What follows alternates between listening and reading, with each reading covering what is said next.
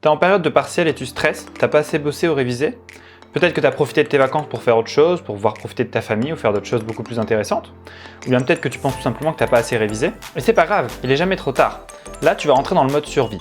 Va falloir que tu fasses en sorte d'être prêt pour tes partiels alors que tu n'as quasiment plus le temps pour les réviser. On sert à rien de culpabiliser maintenant, peut-être que tu n'as pas assez révisé et c'est pas grave. Maintenant, il est trop tard pour pouvoir penser à ça.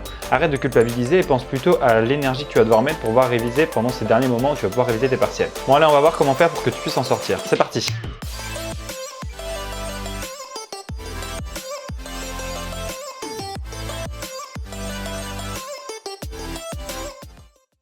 La première étape, ça va d'abord de voir ce que tu vas devoir réviser en priorité. Parce que forcément, il va y avoir des matières qui vont être beaucoup plus importantes que d'autres, il va y avoir des coefficients, il va y avoir des matières que tu maîtrises le plus. Et c'est ces matières-là que tu vas devoir le plus maîtriser et le plus te concentrer dessus. Il faut que tu te concentres sur les matières que tu maîtrises au maximum et sur les matières sur lesquelles ils rapportent le plus de points. Et c'est pareil quand tu vas devoir réviser ton cours, il va falloir que tu te concentres que sur l'essentiel de ton cours. Tu vas pas pouvoir avoir le temps de relire tout et pouvoir réviser absolument tout. Et suis la loi de Pareto, la loi 80-20 qui dit que va falloir que tu apprennes 20% de ton cours, les 20% les plus importants qui vont apporter 80% de tes points. Car oui, si tu regardes bien, il n'y a vraiment que 20% dans ton cours à peu près qui vont te servir à apporter 80% de tes points. Donc oui, forcément ici, ça va pas être le but de chercher à avoir 100% des points. Le but, c'est de faire le maximum possible. Et si tu veux en savoir plus sur la loi de Pareto, je te mets une vidéo que j'ai fait récemment sur le sujet. Bon, maintenant, comment est-ce qu'on va pouvoir savoir ce qui est réellement important? La plupart du temps, tu vas sûrement avoir des annales, des endroits où tu vas pouvoir voir les anciens contrôles, les anciens DS. Donc le but, c'est de commencer par ça pour pouvoir voir réellement ce qui tombe absolument à chaque fois. Donc du coup, tu vas voir tes annales et tu vas regarder ce qui tombe à peu près 80% du temps. Et donc, tu vas te concentrer dans ton cours que sur ça, que sur ces parties-là. Et tu vas seulement relire ces parties-là de ton cours pour être sûr de bien les connaître à 100%. Et quand tu les auras relues, au moins déjà, tu sauras l'essentiel de ton cours et ce sur quoi ça va tomber la plupart du temps pendant les partiels. Alors oui, c'est possible que ce sur quoi tu vas pas réviser, ça peut tomber, évidemment, mais ça va pas être le principal ni le gros du sujet. Parce que le gros du sujet, tu l'auras vu, ça tombe à peu près à chaque fois. Donc c'est pas grave, tu pourras pas forcément avoir 20 avec cette méthode, mais au moins tu auras le maximum des points que tu peux avoir sans réviser pendant longtemps. L'idée ici n'est pas d'avoir 20, l'idée c'est de réussir tes partiels au maximum. On est en mode survie, je te rappelle. Aussi, ce que tu peux faire, c'est que tu peux demander aux gens de ta promo ou de ta classe s'ils n'ont pas des infos sur le partiel ou sur les choses les plus importantes. Parce que oui, je sais très bien que tu n'es pas forcément allé à tous les derniers CM. Ce qui peut être bien avec ça, c'est que tu peux quand même avoir des informations sur ce qui peut tomber, ce qui peut être vraiment important et ce sur quoi tu vas forcément être interrogé. Du coup, voilà, la première étape, ça va être d'abord d'avoir un maximum d'informations sur ce sur quoi ça va tomber. Un maximum d'informations sur le partiel en lui-même, sur les informations que tu vas devoir apprendre pour vraiment savoir ce qui est vraiment important que tu apprennes et pas que tu ailles apprendre tout ton cours inutilement. Et ensuite, l'étape suivante, ça va être évidemment d'aller apprendre ton cours, d'aller apprendre ce qui est le plus important. Maintenant que tu sais réellement ce sur quoi tu dois te concentrer, autant aller là-dessus. Et pour ça, il faut que tu sois concentré au maximum. Donc, il ne faut pas que tu perdes ton temps parce que tu en as déjà plus. Donc, ce qu'il faut que tu fasses, c'est que tu sois concentré au maximum. Tu peux par exemple utiliser la méthode Pomodoro qui va faire que tu vas devoir travailler pendant 25 à 30 minutes à peu près, faire 5 minutes de pause et tu répètes ça, etc., etc. pour pouvoir être concentré au maximum pendant des périodes de 25-30 minutes.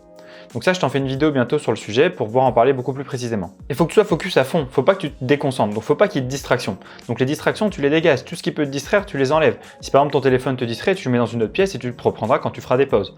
Et attention, quand tu fais des pauses, c'est des pauses de 5 minutes, ça sert à rien de faire des pauses de 2 heures, là ça s'appelle plus des pauses. Et l'une des méthodes les plus intéressantes pour pouvoir apprendre, ça va être de prendre ton cours, de relire les passages les plus importants et de les résumer toi-même sur une feuille.